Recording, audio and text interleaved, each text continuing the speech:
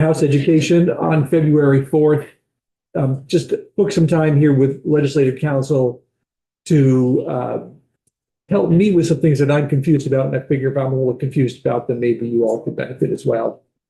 Really kind of the main topic is the intersection of statute and rule, the work of the legislature, the work of the state board, the work of the agency, and then really specific to two topics, class size minimums and sparsity and small schools. And so I've asked Beth to just kind of join us and help us walk through it. So, for example, we have a class size minimum statute that we created in Act 73 that says things. And then that is also supposed to trigger rulemaking as well. There's some conflicts timing wise that we'll have Ledge Council kind of explain that. But just to get a sense of like, what does the law say? Where are the rules? When do they come? What's needed from us to move things forward? Does that give you some clarity to start us off with? I think kind of. I think a starting off with a basic understanding of what we did, where it lives, and how it is effective currently. Okay. I have one quick question. Yes. I mean, we have laws, then we have rules. We follow the rules. What is the difference between that and something in statute? Can rules be changed without going through the I legislature? think we have a very good example of that right now. Oh, it's coming. All right. Yeah. At St. James, Office of Legislative Counsel. So generally speaking, there's like a hierarchy when it comes to our laws. The US Constitution is the supreme law of the land. And we have federal law that, for all intents and purposes, trumps state law, but there's exceptions to that. And then we have our state constitution, and then we have our green books, our statutes. So I'm going in a hierarchy here. And when I say hierarchy, I mean the level above trumps the level below. In most So cases. if in most cases, there's exceptions to every rule. Just think that when I say something definitively, there's an exception out there. So if there's a conflict between the Constitution and a statute, the Constitution, in most cases, is going to rule that Constitution. It's going to win. If there's a conflict between statute and rule, the statute is going to trump the rule. The statute is going to win. And then even below rules, there's things like policies and procedures, which don't carry the full force and effect of law in the same way that rules do. And so if there's a conflict there, the rule is going to trump the policy and procedure that didn't go through the APA rulemaking process. Oh, go ahead. Yeah. So we have the green books, Mhm. then we also have session law. Are they basically equal in Yes, they are hierarchy? exactly the same. That's an excellent point. Session law is law. It has exactly the same effect as everything in your green books. Theoretically, session law is meant to live for a short period of time, so we don't want to fill up the green books. Right. But how many times have we been in here That's session law.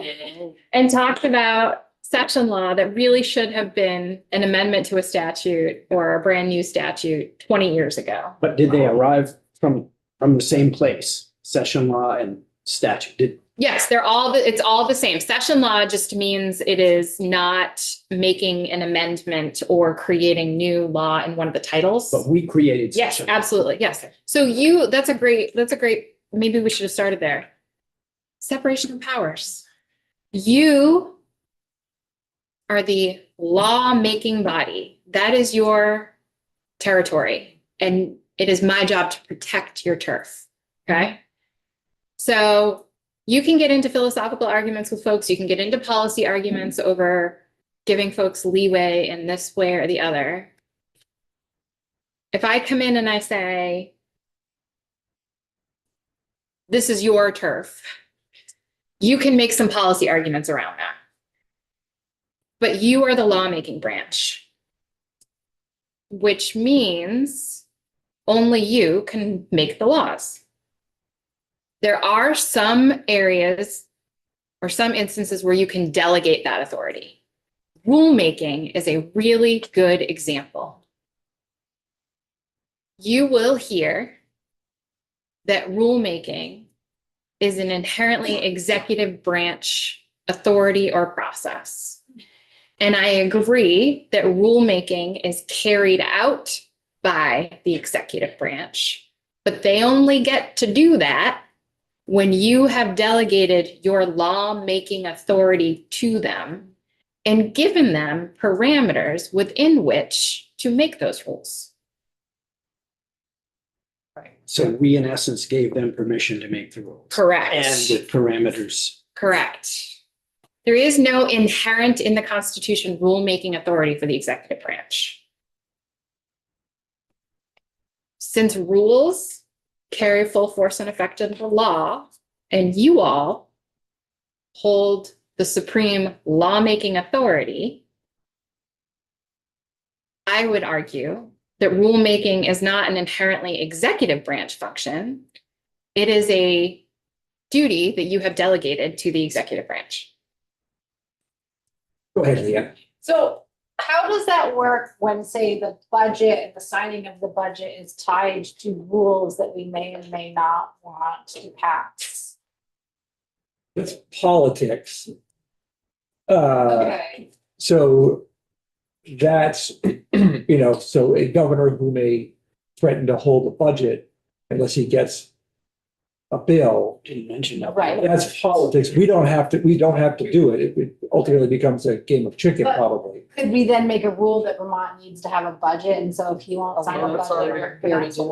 Okay, so I guess that's the nature of my question. It seems like these two, I don't know how to word my question to figure out. Sometimes they can be in conflict with what the actions of the executive can be. Well, the veto, this is all about the veto power. That's right. Yes. Okay. Just gonna say. Okay, so it lies in the veto. Yes. We have given him the authority. So can we take away veto power? I don't think that's in the Constitution. Okay, Yes. all right. And I am not prepared to speak to everything that's in the Constitution today. I am just talking about rulemaking. Okay. For the record, I wasn't trying to threaten to take away veto. I'm just trying to understand how the procedures. Yep. Yeah. Yeah, I mean, if we can all remember back to Schoolhouse Rocks, right? How a bill becomes a law. There's a couple different ways that a bill can become a law. The governor can sign it. The governor can not sign it, take no action, and it becomes law. The governor can veto it, and then you all can override it with whatever the Constitution requires for the override. And that's where you get the politics of, I will do this if you do that. Representative Brown's I have a question. question. It might be jumping ahead, so maybe we'll talk about it. But so if the legislature sort of revisits and changes a statute that sort of enables or delegates rulemaking to the executive branch, which sort of team of lawyers goes through and figures out which rules are sort of now, not invalid or need to be updated or changed? Is that ledge council? Is that late agency No council? one. That's no one. No one does that. That Okay. is not, that's not like a defined role in my office. Okay. From like an overall standpoint, I think we all try and flag for you all when we are working in a piece of law where there is rulemaking authority, or, for example, the education quality standards. You guys worked in the education quality standards last year. And I think I flagged for you, hey, there's a rule series that goes along with this. You should make sure they don't conflict. Right. Oh, Now, but we miss those things. You may not care about the rules. Like there's politics involved in everything you do. And I think different agencies probably have different policies on how they're tracking your actions and then the responses to those actions, from a cleanup standpoint or making sure things don't conflict standpoint. But I'm not aware of any office that is assigned an overall duty to ensure that every set of rules that you have authorized complies with their statutorily enabling law. It's a joint effort. Yeah. And just one other sort of caveat, and that is that while you keep talking about rulemaking with the executive branch and agencies, we can delegate rulemaking elsewhere, which we have at State Board of Ed.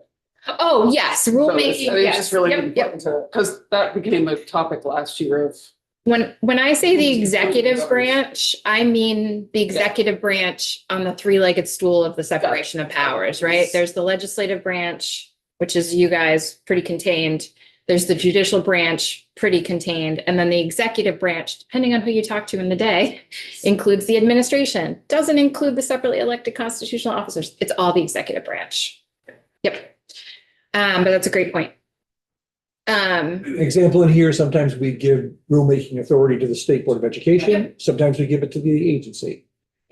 And they're all part of the legislative branch. They're all part of the executive branch. Executive branch, Yes. rather. Yep. The Office of Professional Regulation is an Mhm. umbrella agency. Mhm.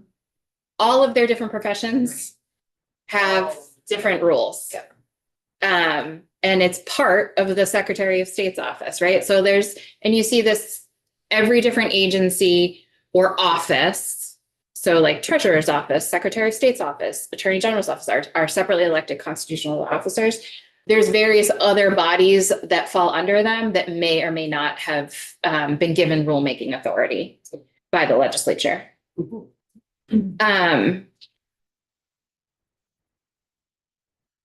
If you were to make a change to a statute that then resulted in a rule series that conflicted with that statute, and you don't put in your legislation, either at the time you make the statutory change or sometime after that, please update these rules. It's totally up to the owner of those rules on whether or not they want to reopen those rules and go in and update those rules. So there is no automatic trigger, generally speaking, there is no automatic trigger for rules to be updated when you change statutes. For example, I want to change a fish and wildlife law that's in the Green Book. The process is just a bill and going through the legislature. Yep. Change. it. Correct. It's That's the that only way to simple. do it. Well, that's the only way to change the law. Changing The rules. judicial branch interprets the laws. And so they can't change what's in the green books, but they can tell you that what's in the green books is not constitutional. And therefore, if cases keep coming to them that an unconstitutional law is being enforced, they're not going to enforce it. But you would have to change the law to comply with the opinion that says that law was unconstitutional or something. And continuing on with your example, whatever statute you change, there could be rules Bingo. that the Fish and Wildlife Department or someone else made to go along with that, they might have to update. Not necessarily mentioned, but we should be aware of and make that change too. Or request that they be updated, right? So in our world, we had Act 173 that we're talking about a lot lately, our special ed bill, that then went to rulemaking to the state board. And they chose, because it's their prerogative, to reopen or open the Rule 2200 series that governs independent schools. You just mentioned the rules board. Explain that a little bit. So, well, you probably, but some agencies or departments still have legacy boards, like the State Board of Education, Fish and Wildlife Board. Some don't. And often they're the ones tasked with rulemaking. But we could also pass a law and say that the agency is going to do rulemaking, which we did with district quality standards. So educational quality standards, the state board has done, district quality standard rulemaking, the agency has done. So there's no specific rules board. It could be We don't. Yes, who we delegate it to. Once you give an executive branch group authority to write rules and to oversee those rules. Unless you enact legislation preventing them from updating those rules, which you can because you have delegated the authority to create them in general. They can go in and update them as they see fit, right? And this happens a lot when you think of like industry, rules related to industry, where there are changes in the practice of industry that may not bubble up to needing to change green books or the law, but maybe a bachelor's degree is no longer acceptable in something. And so you need to change the rule on licensure to require a master's degree or something, right? If that's happening and there's not inherent, you have been given rulemaking authority over those rules, they don't need to come and seek permission from you all to reopen those rules. They have to go through the Administrative Procedures Act process, which terminates with LCAR, which is you all. But once they have those rules, it's kind of up to them, absent any direction from you, when or if they are updating those rules, which is why I think it's so important to at least consider when you are amending statute or creating session law. And you know that there's a rule series out there that is related and there's a potential for a conflict there, addressing that in your legislation, depending on your goals, right? It is entirely possible in the universe of possibilities that you want chaos out there. That is a choice you can make, right? In which case you are silent on updating those rules and there's a giant conflict and now there's chaos. That's a policy choice. If your policy choice is to make sure that the statute and the rules play nice together, then it would behoove you to think about providing direction in real time about updating those rules to make sure that they align. Maybe you, meaning the collective General Assembly, would elicit testimony from the vast majority of agencies out there saying, we do this anyway. You don't need to tell us, we do this. And that's great. But unless there is something in law, there's no requirement to update those rules. Which brings us to Sized envelopes. So I'm going to backtrack just a little bit to set the stage. I think one of the important pieces that we and Ledge Council have been really talking about internally for the past several years is how important clear legislative intent is when you are delegating rulemaking authority or when you are asking for rules to be updated or amended in some way. LCAR is the final terminus of rulemaking. So once you go through LCAR, there's the rules are the rules. They've passed,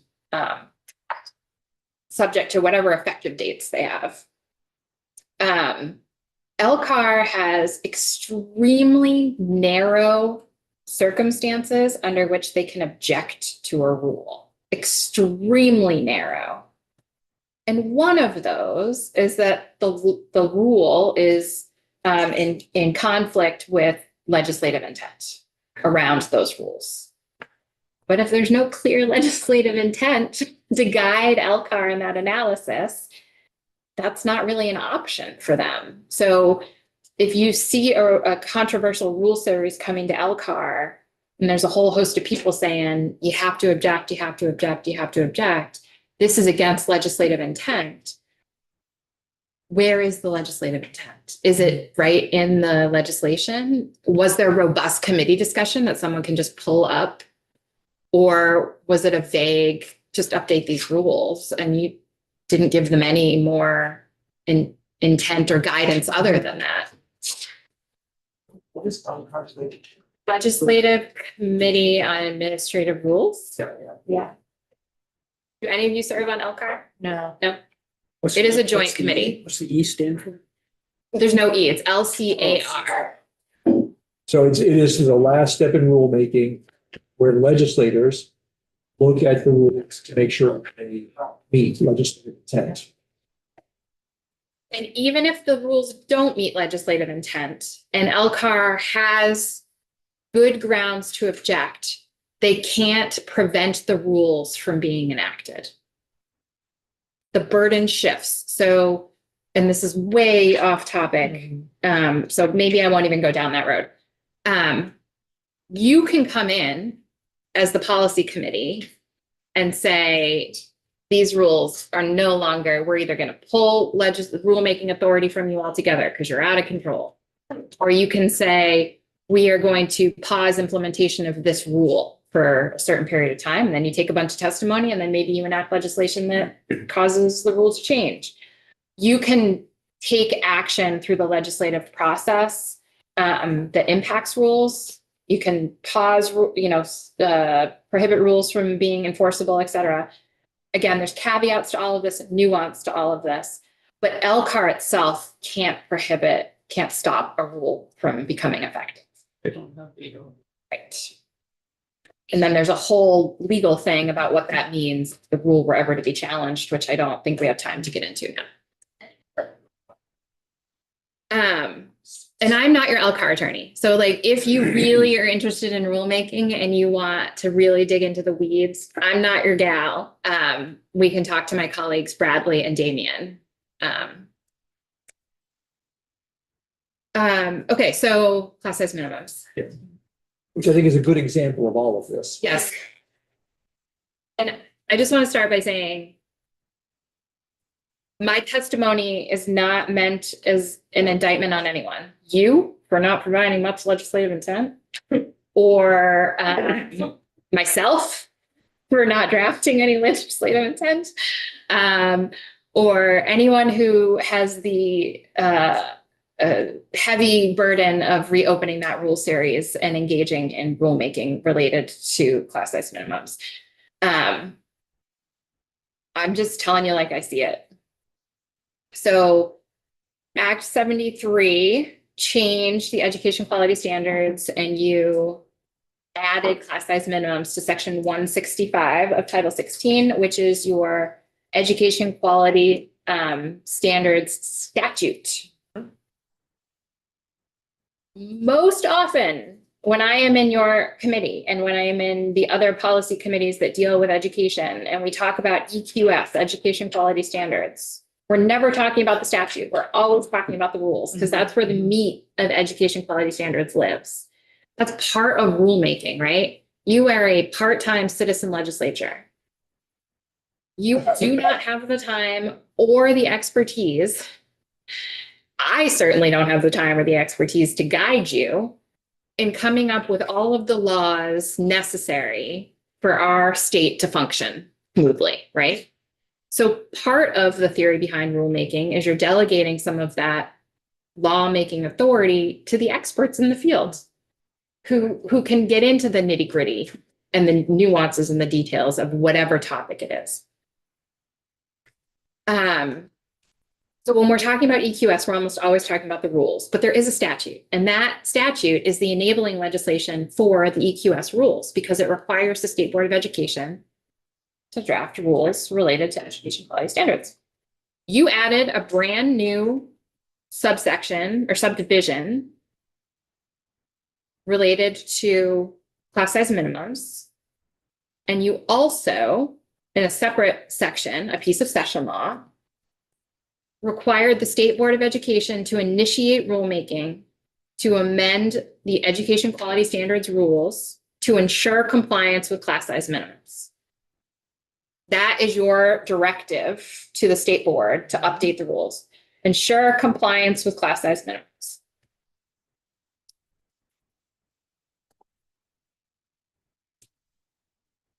I don't really know where to go here. So, to be honest with you. So I think that it would be important just quickly review what's in statute, Okay. and then some of the concerns raised about implementation, Okay. Timing, guidance, role of AOE, role of state board, role of us. Here, let me share my screen.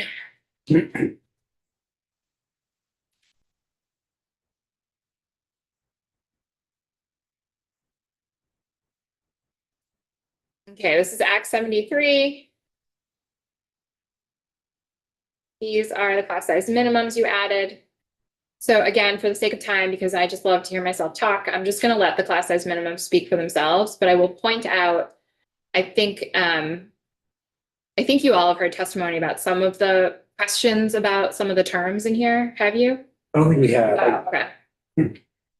I think we had some pretty robust conversations about whether we needed to define certain terms when you were drafting this legislation, right? And there's no separate definition section for this section of law. So if when the state board goes to engage in rulemaking, if they feel a term is ambiguous, they may define it. You have not told them what the definitions for terminal courses. Right. That came up at one of my faculty meetings. What's a terminal? What is a terminal? Yeah. So it's kind of fair game. If they feel in order to provide fair guidance to the field that they need to define some of these terms, they're just going to define them as part of the normal rulemaking process. And you have not provided them any guidance in one way or another on whether you want them to do that, whether you don't want them to do that, whether you want to see what they're proposing first to make sure you agree with it. That's one thing. Sometimes rules are required to come before a policy committee before they hit a certain stage in rulemaking. So I don't know how terminal, I think we've had a discussion about what we think terminal courses means, but that doesn't really matter when it comes to it does, but it's not controlling when the state board goes to make its rules. Do you mean it? Can we still define it if we were Yes. to make an amendment? Yes. To this Yes. bill, then we could define Yes. it and get ahead of that? Yes. Okay. Yes. I know that I have heard confusion over, and it's real humbling to pick apart your own work. But I have heard confusion over like average class size minimum for grades 2 through 5 shall be 12 students. Does that mean combined 2 through 5, or does that mean grade 2 is 12 each? Exactly, right? I don't know what the state board is going to do with that in rulemaking. If you feel strongly about how that should be interpreted, you have options available to you. You can amend this law. It hasn't even gone into effect yet. You can amend this law. You can provide guidance to the state board in rulemaking. Other questions that are also coming up are like, if you had a humanities class, which is sometimes taught by an English teacher and a social studies teacher, for example, does that mean that it's a double class size minimum? You have 2 teachers. Right, and then also there's a line in there about special equipment exemptions for, like, does that include band? Is a trumpet a piece of special equipment, or is that meant for like industrial arts with wood? I believe It's not a content area class. No, but Well, first of all, we don't need to debate any of this here, Right. because the fact is this is Give it- rulemaking. Gave I'm not trying to debate, I'm Yeah. saying these are the questions that I Yes. have been on the floor of my classroom, Yeah. or of my school, and these have come up. And so I think what I heard in testimony was there is concern from the field on the ambiguity of some of these terms and the fact that the rules have not been issued yet. And so how do they know if they are taking actions that will lead them to be compliant with this law when the law is going to undergo more fleshing out, if you will, after it takes effect? So the statute, what we see up here, it's in the green books, takes effect July 1, 2026. Rules won't exist at that point. Right. Guidance might exist, but yet we have a law on the books. Until we change the Statute. in statute. Right. Correct me if I'm wrong, but as it stands now, starting July 1st, 2026, the law is there, Yes. and the law gives the AOE certain powers, and they have those powers, regardless of whether rulemaking has taken place or not. Yes. Now, it's easy for me to sit here. I don't have to execute the law. I just have to poorly write it. With our help. I can say that. With our input. So it's easy for me to sit here and say, yes, yes, yes, yes, yes. I'm not the one who has to answer all of those questions, right? Or use my discretion. I will point out that it is discretionary on whether or not the secretary takes any action. Right. So I'm a lawyer, right? I'm going to be able to argue one side of this and the other. There is an argument here that it doesn't matter if the rules have taken effect yet. If everyone agrees, if the secretary agrees that it's not fair to start enforcing this law before all of those nuances banned, if is a beaker special equipment, like all of those things, until that's fleshed out, there is discretion built in here. It's a may, not a shall. But again, I'm not the one who has to answer those questions. So it's an easy thing for me to say. But I would agree that the law is the law and it is enforceable regardless of whether this law is not contingent, the effect of this law is not contingent in its simplest sense on the rules being developed. Being able to execute the law in a clear, consistent, effective way may be contingent, but that doesn't change the fact that the statute will be effective absent any other action taken by you on July 1, 2026. So if I could translate that into like what we could think about or not, is we could put a delay on it until such time as the rules have made it through the whole process. That's not certainly a policy option. You could change the effective date of this statute. You could also just, I don't want to use the term moratorium, but create a grace period. That, yes, this law is going to be effective July 1, 2026, but that 3-year clock is not going to start ticking until the rules are in place or a certain date, whichever comes first. All policy options for you all. You could also take no action. Mhm. And one thing that again, these are all policy decisions for you all. And I just can't stress enough how easy it is for me to sit in this chair and look at the language that we have drafted together and think, this does it. This is it. But we are not the ones executing that law. And so if your goal is to write law that is clear and is executable at the time that you want it to be carried out, it always behooves you to check with the folks who are going to be carrying it out. And so one thing I have learned is this language, this rulemaking language.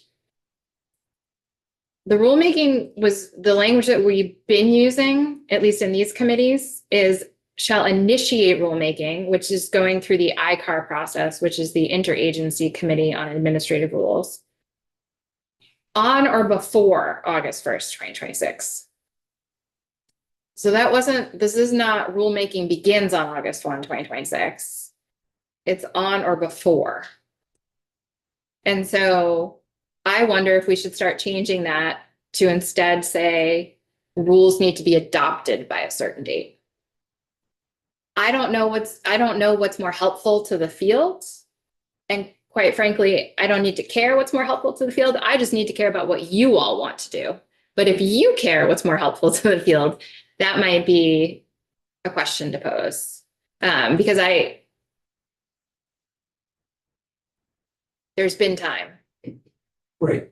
I think we always try to be sensitive to the fact that, for example, the State Board of Education volunteers, they meet monthly. They are not exactly the fastest group of people to get something done because of that.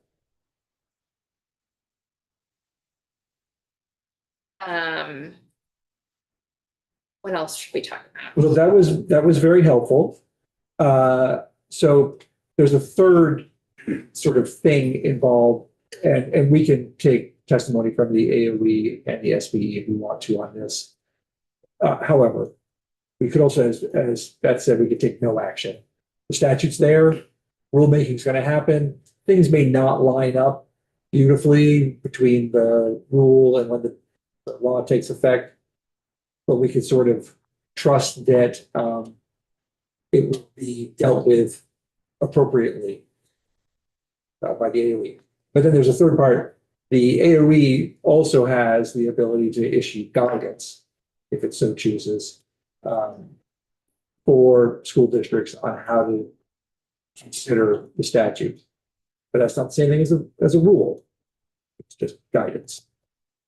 And they could create that guidance in coordination with the State Board of Education. Yes, Emily. So I'll just reiterate my thoughts on this based on everything you just shared, sorry, with us about clarity. And just remind us that I'm sure I'm not the only one around this table here who has heard a lot of confusion around having, a law take effect before rulemaking has begun. And so I am a pretty big fan of clarity. And so I'm just, I want us to be mindful of the confusion that causes by just allowing the language that you just had up there saying on it before, I'd just like us to do that. And, some of the things that the State Board is struggling with is defining, what's a school? Understood. And so What's a class, what's average? And this was the other thing I was going to say, and then you talk, but I just want to also mention that you are absolutely correct in your statement about the State Board as volunteers. But we've also agreed, I think, around this table and heard from the State Board that they could use help. And I feel strongly, this is a great example of what we're talking about here, why we need to resource a very important board that I think exists for our education system in the state. I mean, not completely relevant to this, but sort of, because we also have a bill on the wall that it suggests to amend Act 73 by removing this entirely. Right. But if you do that, then you'd also have to make sure you removed all the parts about rulemaking. Not just saying at class size minimums, but also making sure you take out all the other parts that relate to that part. Let's take that out. We leave the other part in, it might be a problem. All right, so that's basically something for us to consider. We may need to get a little bit of testimony saying whether it's needed or not. Or can everybody outside of here get along? So moving to our next topic, which is sparsity and small by necessity. We had a presentation from the State Board Committee working on this. They did a lot of very thoughtful work as they develop rules. But they sort of left us with the message, it's now in your court. And I think there is some confusion as to sort of our assignment of them to come up with these thresholds and whatnot, and them having come up with lots of possible criteria. Let's look at the language. Okay, so this is Act 73, Section 8, subsection B, requires the State Board to submit a written report to you all with proposed standards for schools to be deemed small by necessity or sparse by necessity. They've done that and showed you all of their tremendous work in that area. That's it. That's all this says about the report. Here's the next place in Act 73 we see this term. Section 37. In the foundation formula in the small schools, sparse schools support grants. So we jumped from section 8 to 37. And this says, so this is the part of the foundation formula. This is instead of a weight for small schools or sparse schools, it's a grant now under the foundation formula. And remember, the foundation formula is contingently effective on July 1, 2028. And the contingencies are new school districts being operational and a report back on the foundation formula and the weights, et cetera. If those things don't happen, if the contingencies are not met, the foundation formula does not go into effect. But assuming that it does, Section 37 would create a small school, sparse school support grant. It defines small school, sparse area, sparse school. But then anywhere we're seeing the term by necessity, there's this under standards consistent with those submitted to the General Assembly pursuant to Section 8B of this Act, has been determined by the state board on an annual basis to be sparse by necessity under those standards. So I don't think that Act 73 require, like, it doesn't outright require any other action for you all to take. But it seems like there's a disconnect. If you didn't take any action and the foundation formula came into effect, the law says the state board is making an annual determination. That's what the law says. Is that your intent? If not, then we need to figure out what you want to do with those standards that they've developed and proposed, and either amend this or ask them to put those standards in rule, or have someone else make this determination and own those standards. I mean, there's lots of different policy options here, but in the plain reading of Act 73, you ask the state board to come up with these standards, and then you have law taking effect that would then require the state board to make an annual determination, and nothing in between those. Yeah, there's nothing that says rules. Correct. Beth, go ahead. That's what I was gonna, the statute requires them to issue a report. It does not require them to make actual rules around this. Well, it does require them to evaluate. And then they make a determination every year. But in section 8, it doesn't say they will initiate rulemaking around this, or it just says they will report to us. Yeah. So that's where the disconnect is, if I understand correctly, maybe? Depending on our intent. Depending on your intent. If our intent is to just let the state board figure it out and do. Well, I think the state board is saying, we've kind of figured it out. Okay. What do you want us to do with it? All right. Act 73 says every year you're going to use that criteria and make this determination. So when they presented to us and they said kind of the ball's in your court, what do folks remember from that?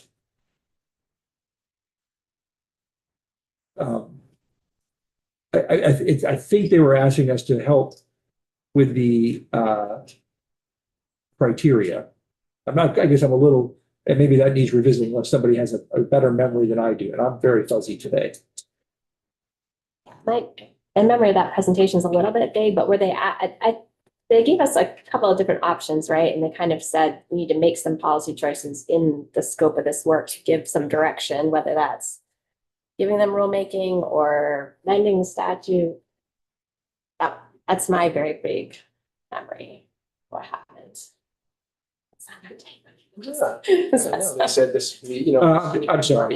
Here is, I'm looking at their presentation. Yeah, and They were fairly clear. I pretty much know, okay, what do you want us to do with it? About timing and rules. And so we'll need to sort of revisit that. So I'll go over that very quickly. So for example, this is under the heading of other implementation considerations. So after they go through the criteria, recommend that AOE be charged with the responsibility for determining whether a school qualifies as small by necessity. I think that what they're saying there is don't make us review this every school because we're just a board that meets monthly. The specific criteria, documentation requirements, timeline review, and data elements used by AOE should be established, rule, and incorporated in the EQS.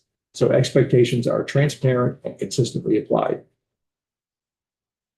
So in a way, that's sort of saying, tell us to put this into rulemaking. Yeah. Timing, recommend that schools be designated as small, sparse by necessity annually on a timeline that aligns with district budgeting. That's, I think they're looking for some clarity. Let's see. I guess that's it. But they had actual numbers, right? Like schools under 100 kids. They came up with all sorts of criteria, possible criteria. Yeah. And I think they said possible criteria because we didn't say, because they're looking for AOE to make the determination, and they're looking for, maybe looking for the rule, us telling them to determine the rule.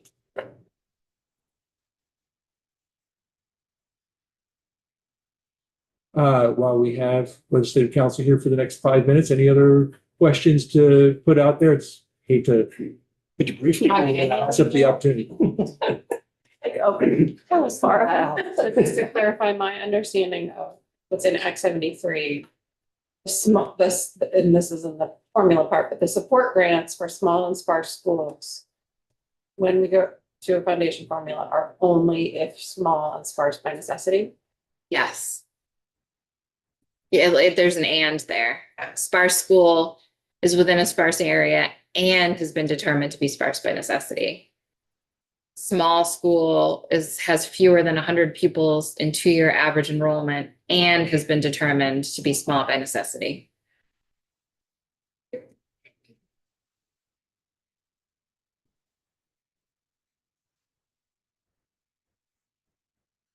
I think that may be it. Thank you for our social studies lesson today. It was very helpful. Yeah, it's so easy to sit here because I don't have to do any of the hard work. So if you ever get feedback that something we are working on together is not what's going to lead to what we think it's going to lead to, please, that's great feedback to get. We just went through the first.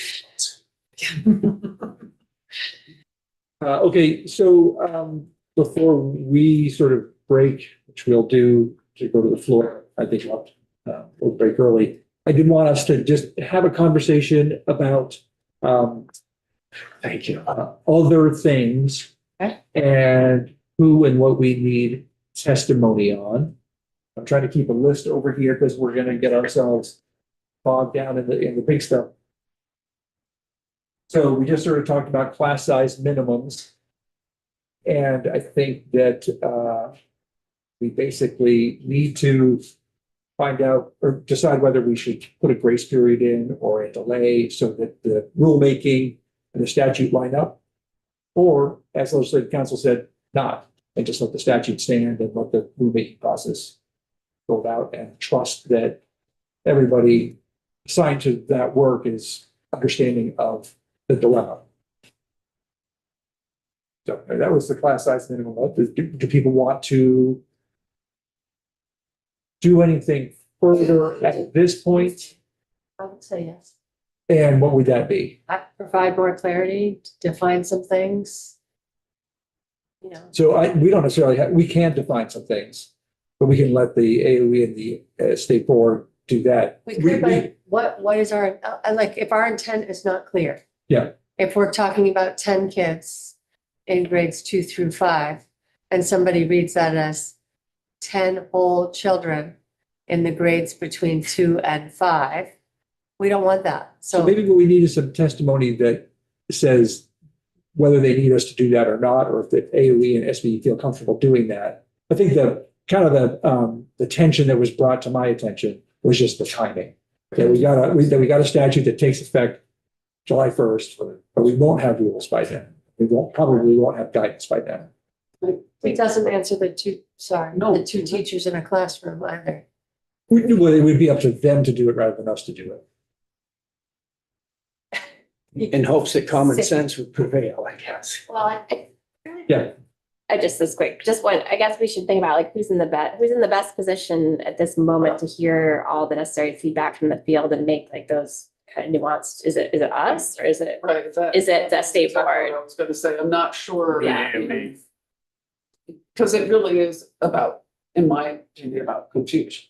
You know, how we have a law that takes effect before there's rulemaking and people wait for the rulemaking to understand it. So who is in the best position to make sure that we minimize that? So then maybe, Clarify. so then maybe say, it doesn't take effect until rulemaking is in place.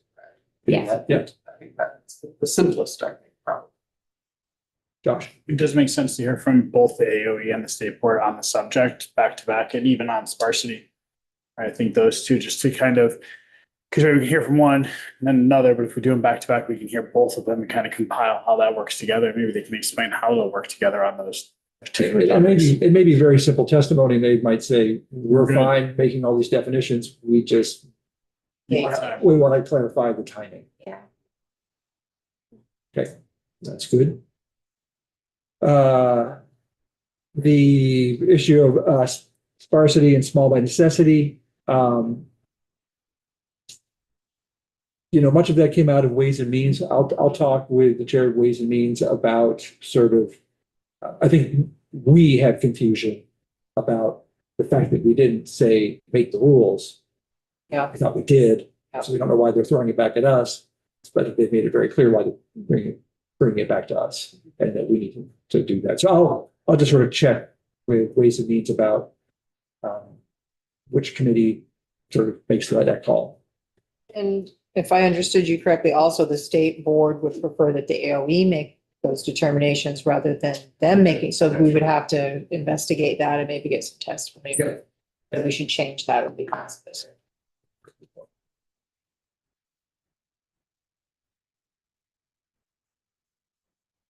There seems to be a lot of confusion around that, I think, when we hear from constituents who are freaking out that their small community schools are gonna close.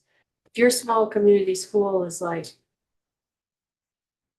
I don't know, 15 to 20 miles away from the next one, you're probably sparse by necessity, but if we don't define that and nobody has a chance to read it, then they're gonna just keep freaking out. Well, it's also not closure, it's just whether you qualify for additional funding. But it could be closer because it could be considered. Because you don't get I mean, there are folks who in the field right now and in our communities who are making some significant decisions around whether to keep the school open or recommend to close it. And it has, this has an effect. I mean, I'm As well as the represent class one size. where they said we're unable to meet class size minimums. We're really confused about, how it's being implemented, but since we can't meet it, we're going to recommend at this point to close the school. And there's been tons of confusion in that one. All right, so other topics that have come up, I just don't want things to get lost in the shuffle and who we need to hear from. I obviously have my little pet thing here about PCBs. But it needs to be a full committee discussion about the bill that I introduced versus the feedback we got from the Department of Environmental Conservation and sort of the feedback we've heard from superintendents about what they're struggling with and the best way to go forward. So, I think what we need to do is sort of, at some point when we have time, put the two together, compare and say, I'm comfortable with this, not comfortable doing that. And then I suppose get more testimony kind of after we can kind of figure out what we want to do. Does that sound like an okay plan to folks on that? Hmm. And I know I'm kind of driving the ship on this one, so yeah. But I would like everybody to be engaged with it as well. Sounds good to me. Sparsity, last segment. Okay, anything, I didn't get a lot of sleep last night, because I light cramps all night, so I'm very foggy. So I'm just trying to think about what else, yes. We have the moratorium, the question of the therapeutic in schools. Here's some more information about you on. Right, but around the No, list. I'm not, it's not reflected. I was- No, I know, sorry. So I was not here during the testimony that we had this morning on this issue. Did it prompt people to say, I'd like to hear from this person or that person on the moratorium? It sounds like there are places where there really is a need. Yeah, and even, schools in Chittenden County that have, like Essex, Oxford, did I say that right? I mean, they have their own program. And they're saying we still need more spaces. So I think that, that was enlightening this morning. Those programs can support a certain population of students, but there are still a population of students that go beyond the support they can do in So that then hearing environment. more from the field there, as well as I said yesterday, the association that handles all that, as well as maybe the school that is in question. That's So I had talked with the lobbyist who got this whole discussion going, saying it'd be good if we could hear from the school, or more importantly, school districts that rely on that school. So we really have an understanding of. But I want to continue this dive we're going into on special education in general. We'll do more tomorrow. We heard more today. Because it's still, flags are being raised all over the place for me personally after, watching what's happened with 173 and not feeling confident that we have a good plan on next steps in special. I mean, even the CSA's testimony this morning, we heard, there were questions that I started to form in my head afterward. I think there's, as always, when we start talking about enacting changes like this, there's assumptions being made, and I think there's less clarity around this than there could be. So could you translate it? What more, who would you like to hear from? So I want to hear tomorrow. I want to hear what we hear tomorrow. It's one of the reasons why I'm bringing it up, because it's coming tomorrow. And I'm gonna add another on that. I want to, for me, CSAs is another item on there, because it seems to overlap so much of this. And where, so yeah, I'm just adding sort of an additional. Yeah. I felt a ton of clarity over a couple of segments of testimony we had. Jill Graham and then Joan, forgetting her last name, were both incredibly helpful. But I think that's for us, and the field doesn't seem to be as clear on the value. And if we're talking about moving forward with that, and especially if we're talking about mandating it, and it's going to have a significant role in any district changes we make, we need to make sure that we are being very clear. This testimony we just had from Beth makes it clear to me we need to be. So is there I'm not really sure really where to. I guess I'm looking to everyone else. I felt pretty confident after knowing the value of it in my own local district and hearing from Jill. I actually had a conversation with Jill, who, by the way, was there when we all had our lunch over across with the superintendents, and I sat with her and had another conversation with her and felt very confident. But I don't think that's being translated elsewhere, and I'm not sure how the rest of the community feels. well, I think as you pointed out, the BOCES that we have is new. And not everybody's experienced it. Correct. That's where Jill, the thing with Jill, whatever the last name was also very About the helpful. nationwide information. Bigger- It's very helpful. Bigger and longer term. What I heard this morning was that she wasn't so sure. I think, Right, she thought that, right, I think that she wasn't hearing the message that we were hearing, that this was that hit me this morning. merely a way to assist school districts. It is understandable to me that folks in the field do not want to add another layer. And I want to make sure that we're being very clear, and I'll let you say what you want to say, Jana, but it seems very clear to me that there isn't clarity about what this CSAW OC model is. Yeah. In the field. We need to clarify. I mean, I think on that topic, I think what I heard in testimony this morning is like a concern that if we move to a bigger, CSA models for special education, like being still very clear about where does the legal responsibility rest? Like I think I heard more nervousness around generating confusion in that realm. And just so that folks, just to have those clear understandings in place. Totally true. And to add on to that as an addition, I think we heard some testimony, I think it was from Joan, somebody can correct me if I'm wrong, that some of these boards that oversee these BOCES or CSAs or whatever they're called, they're run by boards, school boards, or have school board members on them, and others are simply administrative And I think we need clarity around which way we do it, because the one that we have in place, the only one we have approved in the state of Vermont, does not include school board members. And I think that's one of the deep values of it. It is truly an educational and systems board. They're just, they provide services. As part of our discussions on moving forward with 73, we can revisit our BOCES language for sure. And, Just be clear.